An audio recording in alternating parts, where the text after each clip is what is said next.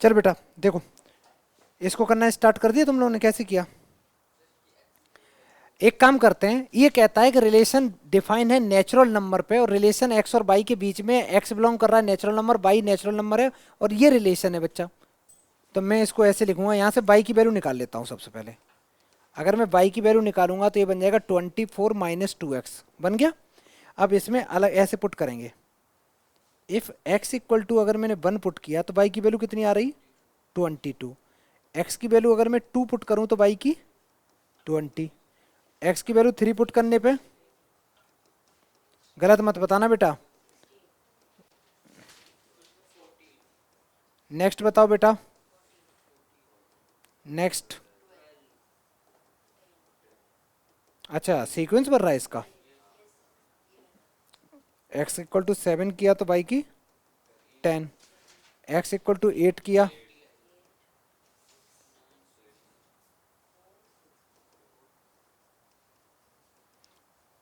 और x की value में 10 पुट कर रहा हूं इसमें, तो ये 4 आ रही है। और x की वैल्यू जब मैंने 11 पुट करी तो, और x की वैल्यू 12 पुट करने से 0। अब अगर मैंने कोई भी वैल्यू ले ली बेटा, वो तो नेचुरल नंबर नहीं आ रही, हालांकि ये भी नेचुरल नंबर नहीं है, बाकी के सारे सारे कहाँ से बिलोंग कर रहे हैं? नेचुरल नंबर से। तो इसको रिजेक्ट मार दो, इसी को रिजेक्ट मार दो, क्योंकि हमें नेचुरल नंबर ही चाहिए थे, तो इससे ज़्यादा तो हम ले नहीं सकते। अच्छा ये जो पूरा का पूरा अब है बेटा, जो वैल्यू निकल के आई, इनको हमें लिखना है एक रिलेशन के फॉर्म में। कैसे? ऐसे लिख सकता हूँ, आर, ऐसे यहाँ नहीं लिखूंगा यार, मैं नीचे लिखूंगा जानबूझ के।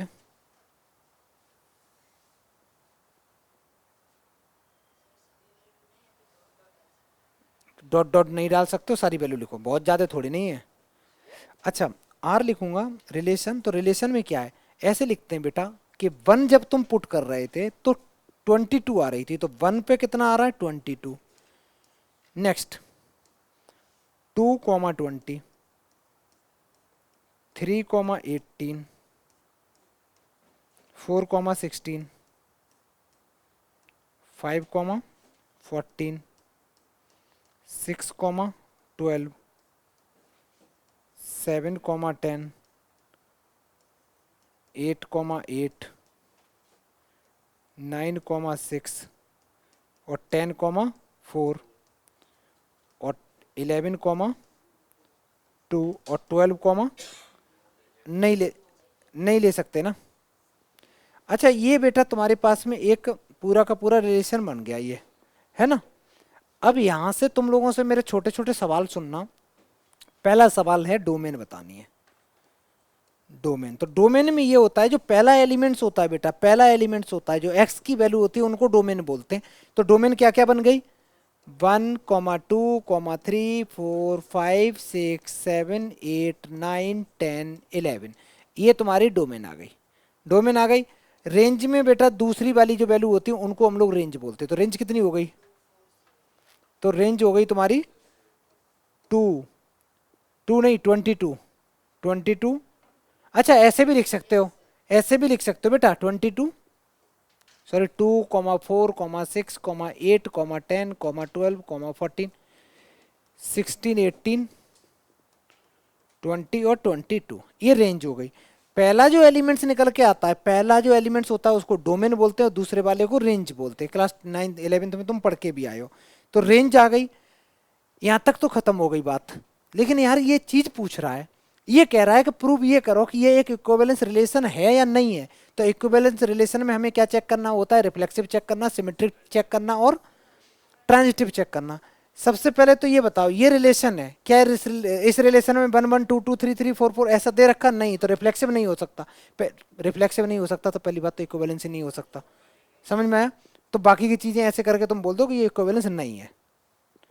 जल्दी करो। और इसकी तो क्वेश्चन की किस्मत इतनी खराब है, ना तो ये बेटा रिफ्लेक्सिव है, ना ही सिमेट्रिक है, और सारे एलिमेंट डिफरेंट, ना ही ट्रांजिटिव, पता नहीं, मतलब बहुत बुरा हाल है इसका, तो जिंदगी बर्बाद है, छोड़ दो, बहुत बेकार हाल है। देखना ऐसे भी नहीं है ट्रांजिटिव, जैसे यहाँ पे 11,2 है ना, तो 2 ने यहाँ पेयर बना लिया, 2,20, तो 11,20 होना चाहिए था, है ही नहीं, है ही नहीं, है ना। तो ये कुछ नहीं है, फिर लिखा ही क्यों इनने, होता है कभी कभी बेटा। चलो ये वाला समझ में आया पूरा क्वेश्चन। सीधा क्या है, ऐसे ऐसे लिख दो लो बेटा। अब ये कह रहा लिखें कैसे, इस बच्चे की भी अलग दिक्कतें हैं। ऐसे लिख दे बेटा, ले ऐसे लिखोगे रिफ्लेक्सिव चेक करने के लिए, रिफ्लेक्सिव के लिए तुम्हें ऐसे लिखोगे 1,1 does not belongs to R, therefore does not belongs to R, therefore it is not reflexive. समझ में आया। आगे लिखेंगे सिमेट्रिक के लिए, सिमेट्रिक के लिए क्या लिखेंगे, सिमेट्रिक के लिए हम लिखेंगे, क्या लिखेंगे बेटा कि 1,22 1,22 belongs to relation but 22,1 does not belongs to R. समझ में आया, ठीक है। ये दो लिखेंगे, कहाँ पे, इसमें कर सकते हो, छोड़ सकते हो, लेकिन बच्चा पूछ रहा है ना तो बताना जरूरी है बच्चे को। अच्छा ट्रांजिटिव की जरूरत ही नहीं है ना, और करना हो तो ये वाला जो मैंने एग्जांपल लिया ये इसको भी लिखना चाहो ट्रांजिटिव को, मान लो क्योंकि क्वेश्चन तो चेंज होके भी आ सकता है ना एग्जाम में। अगर ट्रांजिटिव बोले चेक करके, वो बोर्ड में आया हुआ सवाल है, तो तुम बोलोगे 11,2 belongs to R and 2,20 is also 2,20 is also belongs to R, but 11,20 does not belongs to R, therefore it is not transitive, it is not transitive। समझ में आया, ठीक है। तो ये हो गया तुम्हारा, कैसे चेक करते हैं। नेक्स्ट